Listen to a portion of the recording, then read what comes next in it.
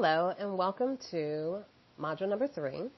I am Kiana Brathwaite, soon to be Kiana Jennings White, and we are here to discuss the 12 aspects of self aspect, vocational, and career. Now, I like this one because, and I said vocational and career, I know a lot of people have careers, but for me, vocational, I am a licensed registered nurse, and it's a vocation. I do not have a degree, which has absolutely nothing to do with anything because I'm a professional. However, there are vocations, there are careers, there are people who make their vocations their careers. So I wanted to acknowledge that we all can be in different places and spaces when it comes to our work. And as I'm in this evolving transitional space, I find myself redefining what work looks like for me, which has been very interesting and scary sometimes and frustrating and all the things. I digress. But I wanted to just share that, right? That this is really the work that you do on a day-to-day, on a month-to-month, whatever that looks like for you. So you can call it whatever you want. The way in which I define it, like I said, is the work that I do, my contribution or contributions to society that I am compensated for in some way, shape, or form, right? There's some level of reciprocity with my giving of this thing or doing this thing, and I'm receiving something in return. So that's vocation and career. Now, my vocation and career has shifted. Before, as I said, I am a licensed registered nurse. I also am I own a firm that does healthcare education, so I utilize my nursing experience in my business in my business, but I've learned through my journey how to utilize and transition that into on my business as well. And this is very important, right? This is one of those identifiers that I see. I went through a significant upheaval in this area in my life many years ago because I defined myself as a bedside nurse and had something happen in my life that took that definition and turned it up on its head.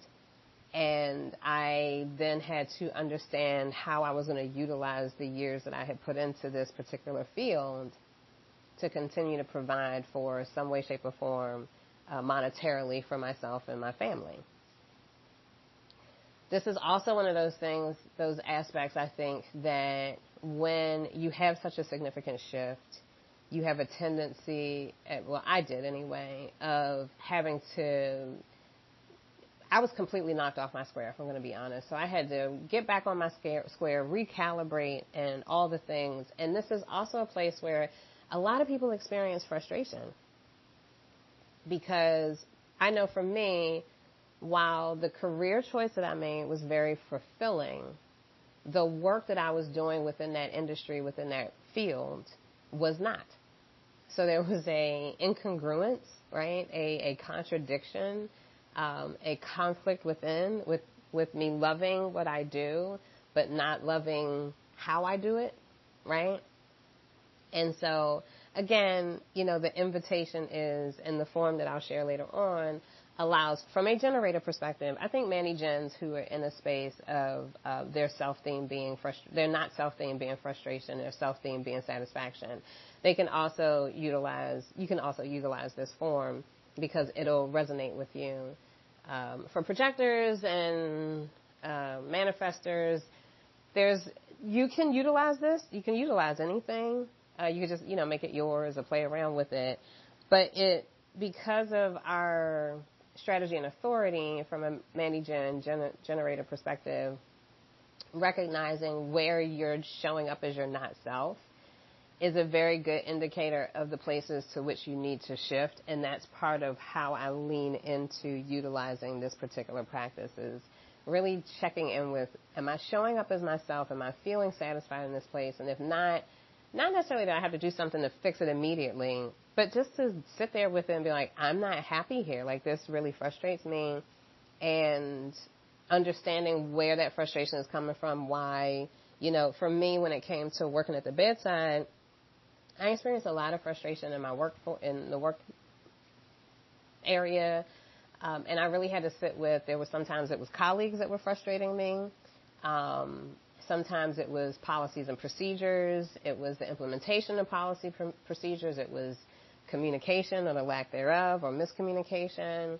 So now that I'm reflecting on that time, I can see where there were a lot of things that were not meeting me where I wanted to be met, needed to be met in order to be able to flourish and thrive in those environments.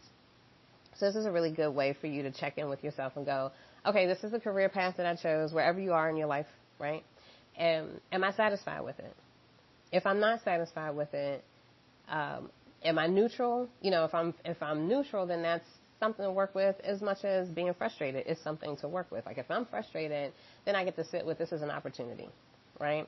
So I, again, invite you, as with any other aspect, once you've heard this and you've kind of sat with it, give yourself some time to really allow what that looks like, what that feels like to come up and make itself known to you and make this yours, right? Because even as I said, I'm going to do them in a very specific order, but that doesn't have to be the order in which, you know, your order of importance. You can shift it however it makes sense for you. So I look forward to you having fun with this, playing with this, sitting with this for a day, 3 days, a week, sometimes a month. You know, there's nothing wrong with sitting with something for that amount of time, especially, you know, as a generator, I'm an emotional authority, so I have to allow my waves and everything my emotional waves to settle to neutral anyway. So sometimes you do need to give it a month to really feel into it. So allow your process to be what it is. Give yourself grace and space, as I like to say. And I look forward to hearing you, speaking to you in the next module. Until then.